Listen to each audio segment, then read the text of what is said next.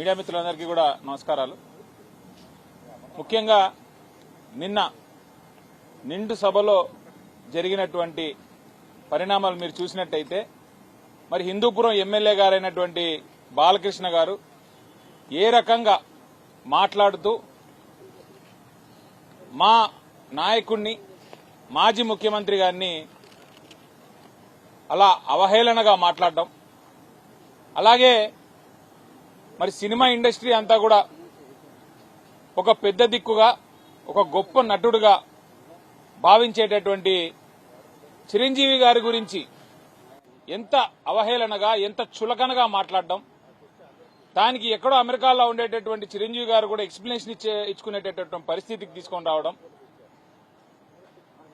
ఇలాంటి జుగుప్సాకరమైనటువంటి చేష్టలు అసెంబ్లీలో మరి బాలకృష్ణ గారు చేస్తూ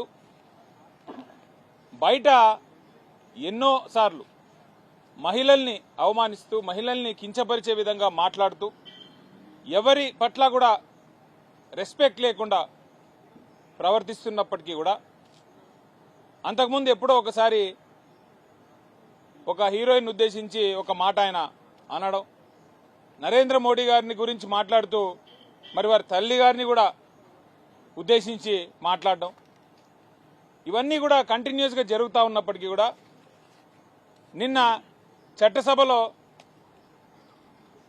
అది జరిగినా కూడా ఎవరు దానికి అగేన్స్ట్ గా మాట్లాడరు. మరి మాజీ ముఖ్యమంత్రి వర్యులు మా నాయకుని గురించి అలా మాట్లాడినప్పుడు ఖచ్చితంగా ఆయనకు గుర్తొచ్చే విధంగా మాట్లాడాలనే ఈరోజు ఈ ప్రెస్ ముందుకు రావడం జరుగుతూ ఉంది. నిజంగా బాలకృష్ణ గారు స్పృహలో ఉండే మాట్లాడారా లేదా అనేటటువంటి అనుమానం కూడా మరి ఇక్కడ ఉండేటటువంటి వాళ్ళందరికీ కూడా కలిగేటటువంటి అవకాశం ఉంది. ఎందుకంటే మామూలుగా బాలకృష్ణ గారు నోరు జారి మాట్లాడరేది, ఏది పడితే అది ఒక ప్రణాళికాబద్ధంగా మాట్లాడినట్టే మాకు అనిపిస్తా ఉంది.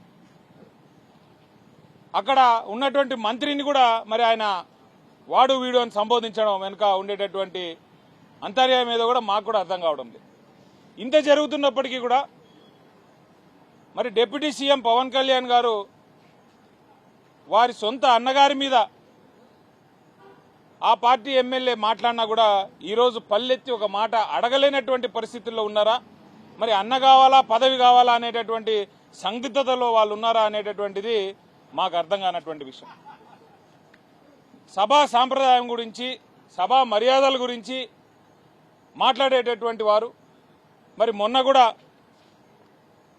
నారా లోకేష్ గారు మా కౌన్సిల్లో ఆ రోజు మా తల్లి గారిని అవమానించారు అని మాట్లాడారు, ఉద్వేగంతో మాట్లాడారు. ఆ విషయం మీద మేము కూడా వారితో పాటు ఉన్నాం, వారికి చెప్పాం కూడా. ఎందుకంటే మహిళలు అవమానించడం మంచిది కాదు.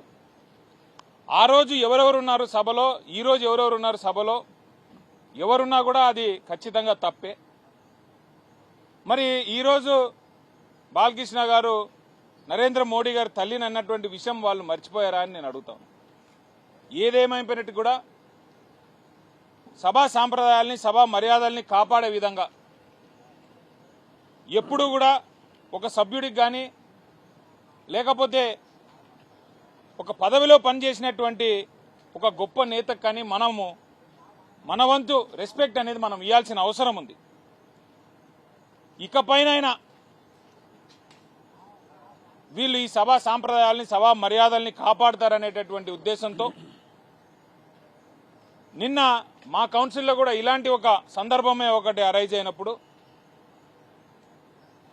మా చైర్మన్ గారు రూలింగ్ ఇచ్చి ఇకపైన ఇలాంటి ఎమ్మెల్యేలని కానీ ఇంకోటని కానీ సంపాదించుకోవద్దండి, వారి స్థాయికి వారికి గౌరవం ఇచ్చే మనం మాట్లాడదాం అనేటటువంటి రూలింగ్ ఇచ్చారు. మరి అలాంటి రూలింగ్ ఏదైనా అసెంబ్లీలో ఇస్తారా ఇయ్యారా అనేది కూడా మేము వేచి చూస్తూ ఉన్నాం. ఒకే ఒక విషయం మేము చెప్పదలుచుకుంది ఏంటంటే, ఈరోజు అధికారం ఉంది కదా అని చెప్పి నిండు సభలో మా నాయకుడిని ఉద్దేశపూర్వకంగా కించపరిచేటట్టు మాట్లాడితే మాత్రం రీసౌండ్ మరి బాలయ్య బాబు గారు తట్టుకోలేనటువంటి రీతిలో ఉంటుందని మాత్రం మేము పత్రికా ముఖంగా చెప్పదలుచుకున్నాం. Thank you very much.